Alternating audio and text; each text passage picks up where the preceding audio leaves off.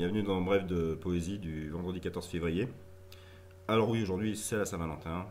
Bon, j'ai jamais eu une affection particulière pour cette fête. Je crois jamais fêté.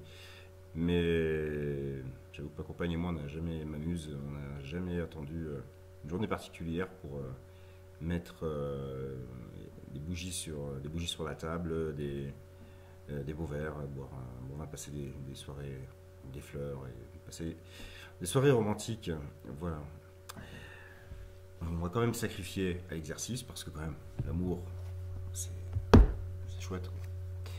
Alors je vais déjà lire quelques textes en fait que j'ai tirés en fait de l'ouvrage Hymne à l'amour, qui est assez ancien, qui est une réédition avec des textes à coller avec des œuvres de maîtres. C'est un bel ouvrage. Et donc tous les textes tournent autour du thème central de l'amour, ce qui est pratique pour aujourd'hui.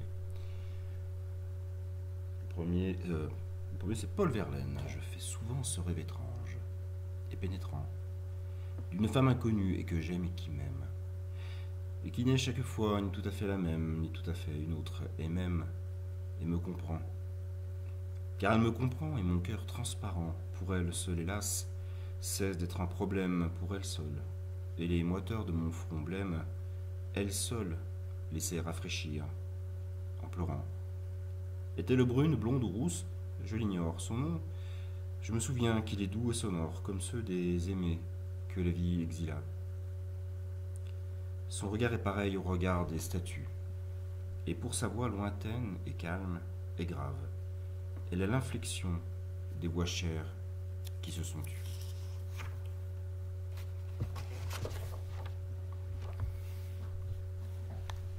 Charles Baudelaire. Malheureux peut être l'homme, mais heureux l'artiste que le désir déchire. Je brûle de peindre celle qui m'est apparue si rarement et qui a fui si vite comme une belle chose regrettable derrière le voyageur emporté dans la nuit. Comme il y a longtemps déjà qu'elle a disparu. Elle est belle, et plus que belle, elle est surprenante. En elle, le noir abonde, et tout ce qu'elle inspire est nocturne et profond. Ses yeux sont deux antres où scintille vaguement le mystère et son regard illumine comme l'éclair. C'est une explosion dans les ténèbres. Je la comparerais à un soleil noir, si on pouvait concevoir un astre noir versant la lumière et le bonheur. Mais elle fait plus volontiers penser à la lune, qui sans doute l'a marquée de sa redoutable influence, non pas la lunette blanche des idylles, mais qui ressemble à une froide mariée, mais la lune sinistre et enivrante, suspendue au fond d'une nuit orageuse et bousculée par les nuées qui courent. Non pas la lune paisible et discrète, visitant le sommeil des hommes purs, mais la lune arrachée du ciel, vaincue et révoltée, que les sorcières thessaliennes contraignent durement à danser sur l'herbe terrifiée. Dans son petit front habite la volonté tenace et l'amour de la proie. Cependant, au bas de ce visage inquiétant, où des narines mobiles aspirent l'inconnu et l'impossible, éclate, avec une grâce inexprimable, le rire d'une grande bouche rouge et blanche et délicieuse, qui fait rêver au miracle d'une superbe fleur éclose dans un terrain volcanique. Il y a des femmes qui inspirent l'envie de les vaincre et de jouir d'elles. Mais celle-ci donne le désir de mourir lentement sous son regard.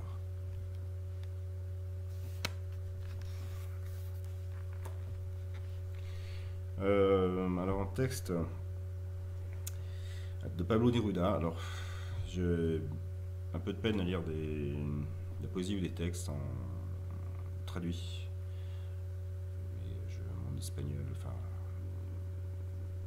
n'est pas suffisant pour cela pour l'instant. Alors c'est un des textes tirés de la Centaine d'amour qu'il a écrite, c'est sans sonner de bois, pour sa grande passion, sa dernière épouse Mathilde Rutiat. C'est tiré de ces textes, un de ses sonnets. J'ai faim de tes cheveux, de ta voix, de ta bouche. Sans manger, je vais par les rues et je me tais, sans le soutien du pain et dès l'aube, hors de moi, je cherche dans le jour le bruit d'eau de tes pas. Je suis affamé de ton rire de cascade et de tes mains couleur de grenier furieux. Oui, j'ai faim de la pâle pierre de tes ongles. Je veux manger ta peau, comme une amande intacte. Et le rayon détruit au feu de ta beauté. Je veux manger le nez maître du fier visage. Je veux manger l'ombre fugace de tes cils. J'ai faim. Je vais, je viens, flairant le crépuscule, et je te cherche. Et je cherche ton cœur brûlant, comme un puma dans le désert de qui t'as tué.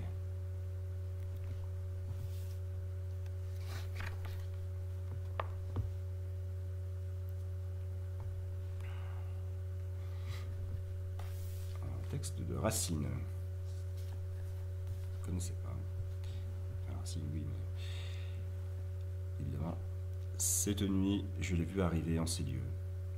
Triste, levant au ciel ses yeux mouillés de larmes, qui brillaient au travers des flambeaux et des armes, belle, sans ornement, dans le simple appareil d'une beauté qu'on vient d'arracher au sommeil. Que veux-tu? Je ne sais si cette négligence, les ombres, les flambeaux, les cris et le silence, et le farouche aspect de ces fiers ravisseurs relevaient de ses yeux les timides douceurs. Quoi qu'il en soit, ravi d'une si belle vue, j'ai voulu lui parler, et ma voix s'est perdue. Immobile, saisi d'un long étonnement, je l'ai laissé passer dans son appartement. J'ai passé dans le mien. C'est là que, solitaire, de son image en vain, j'ai voulu me distraire. Trop présente à mes yeux, je croyais lui parler. J'aimais jusqu'à ses pleurs, que je faisais couler. Quelquefois, mais trop tard, je lui demandais grâce. J'employais les soupirs, et même la menace. Voilà comme, occupé de mon nouvel amour, mes yeux, sans se fermer, m'ont attendu le jour.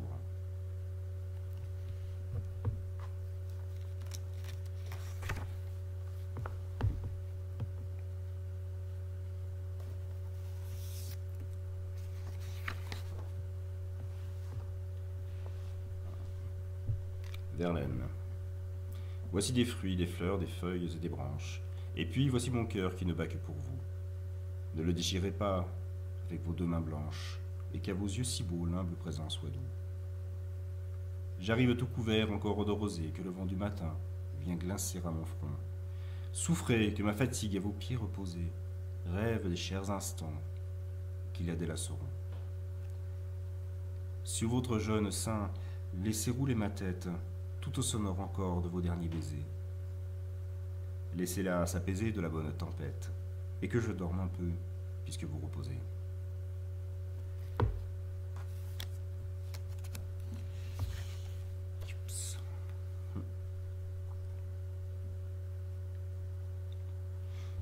Un texte de Fouad L.R. Si elle pense, je l'entends. Si elle bouge, mon cœur bat. Si elle rêve, j'apparais. Si je bois, elle s'enivre. Quand elle est là, j'ai soif et faim, et je suis ivre.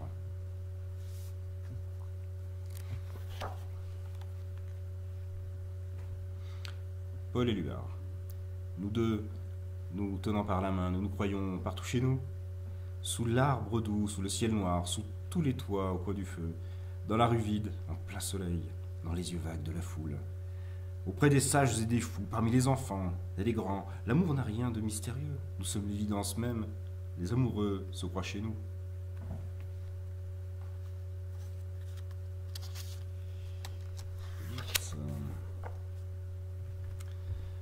Prévert. 3 allumettes, une à une allumées dans la nuit. La première, pour voir ton corps tout entier. La seconde, pour voir tes yeux. La dernière, pour voir ta bouche. Et l'obscurité tout entière, pour me rappeler tout cela, en te serrant dans mes bras. Alfred de Vigny. Ils passèrent 2 jours d'amour et d'harmonie, de chants et de baisers, de voix, de lèvres unies, de regards confondus, de soupirs bienheureux, qui furent 2 moments, les 2 siècles pour eux.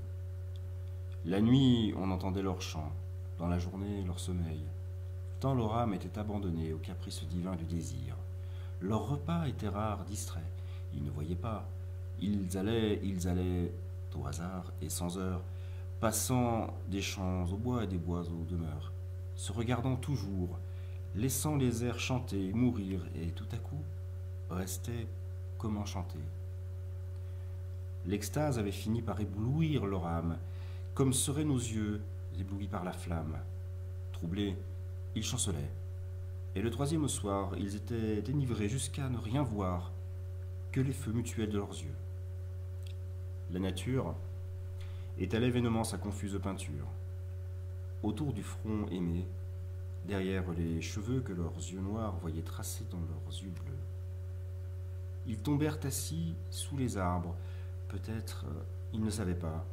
Le soleil allait naître ou s'éteindre. Ils voyaient seulement que le jour était pâle, et l'air doux, et le monde en amour. Et la terre sous eux palpitait mollement, comme le flot des mers ou le cœur d'un amant. Et tout ce qui vivait, par un hymne suprême, accompagnait leur voix qui se disait « Je t'aime ».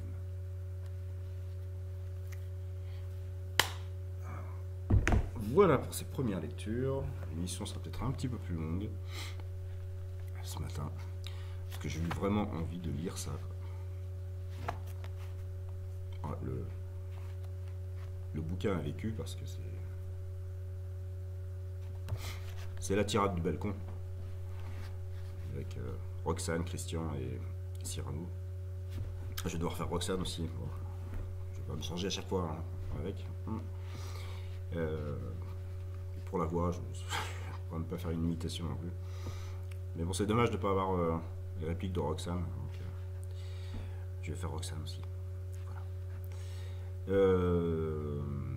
Ouais, donc il y a Christian, Cyrano, il y a Christian qui commence à parler à Roxane, enfin soufflé évidemment, bien évidemment par Cyrano. Et puis lui tire en arrière. Parce que c'est pas possible, hein, il a envie de parler à sa place. Quoi. Enfin, de parler lui directement.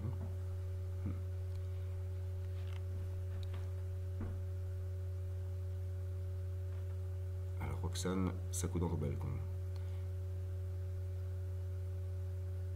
Ah, c'est très bien, mais pourquoi parlez-vous de façon peu hâtive? Auriez-vous donc la goutte à l'imaginative? Ancien, chut, cela devient trop difficile. Aujourd'hui, vos mots sont hésitants, pourquoi? C'est qu'il fait nuit dans cette ombre à tâtons. Il cherche votre oreille. Les miens n'éprouvent pas difficulté pareille. Ils trouvent tout de suite, oh, cela va de soi, puisque c'est dans mon cœur, eux que je les reçois. Or, moi, j'ai le cœur grand, vous l'oreille petite. D'ailleurs, vos mots à vous descendent, ils vont vite. Les miens montent, madame, il leur faut plus de temps. Mais ils montent bien mieux depuis quelques instants. De cette gymnastique, ils ont pris l'habitude. Je vous parle en effet d'une vraie altitude. Certes, et vous me tueriez si de cette hauteur vous me laissiez tomber un mot dur sur le cœur. Je descends. Non. Grimpez sur le banc alors, vite. Non. Comment non?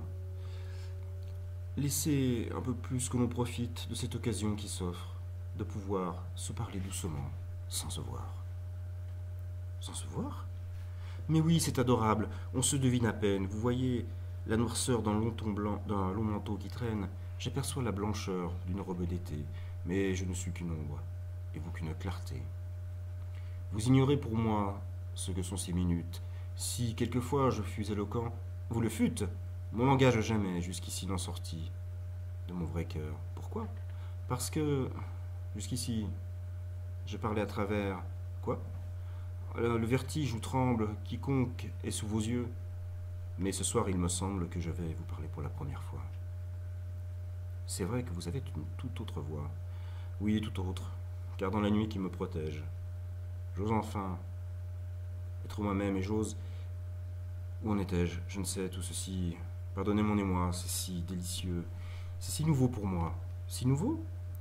Si nouveau, mais oui, d'être sincère. La peur d'être raillé, toujours au cœur me serre. Raillé de quoi? Mais d'un élan, oui, mon cœur, toujours, de mon esprit s'habille par pudeur.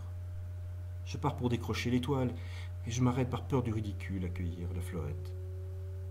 La fleurette a du bon. ce soir dédaignons-la. Vous ne m'aviez jamais parlé comme cela.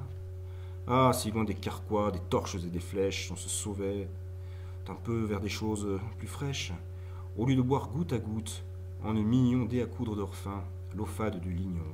Si l'on tentait de voir comme l'âme s'abreuve, en buvant largement, à même le grand fleuve. Mais l'esprit, ah, j'en ai fait pour vous faire rester d'abord, mais maintenant, ce serait insulter cette nuit, ces parfums, cette heure, la nature, que de parler comme un billet doux de voiture. Laissons, d'un seul regard de ces astres, le ciel nous désarmer de tout notre artificiel. Je crains tant que parmi notre alchimie exquise, le vrai du sentiment ne se volatilise, que l'âme ne se vide à ses passe-temps vains, et que la fin du fin ne soit la fin des fins. Mais l'esprit, je le hais dans l'amour. C'est un crime lorsqu'on aime de trop prolonger cet escrime.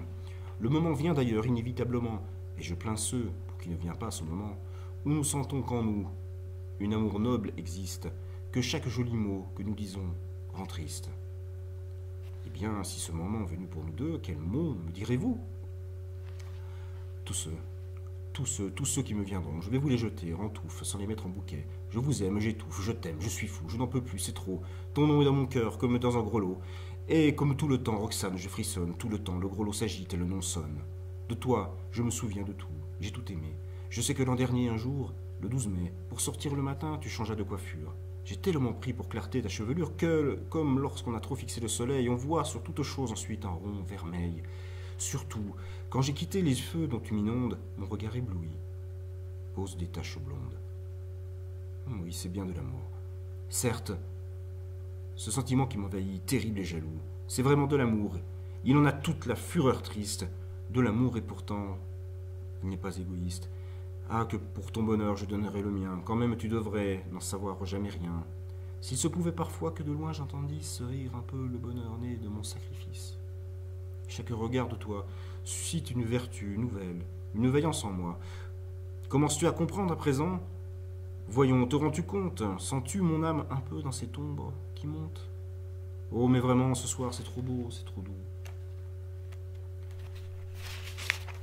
Je vous dis tout cela, vous m'écoutez, moi, vous, c'est trop. Dans mon espoir, même le moins modeste, je n'ai jamais espéré tant. Il ne me reste qu'à mourir maintenant. C'est à cause des mots que je dis qu'elle tremble entre les bleus rameaux. Car vous tremblez comme une feuille entre les feuilles. Car tu trembles. Car j'ai senti, que tu le veuilles ou non, le tremblement adoré de ta main descendre tout le long des branches du jasmin. Oui, je tremble, je pleure, je t'aime et suis tienne et tu m'as délivré. Alors, que la mort vienne, cette ivresse, c'est moi qu'il sut causer. Je ne demande plus qu'une chose.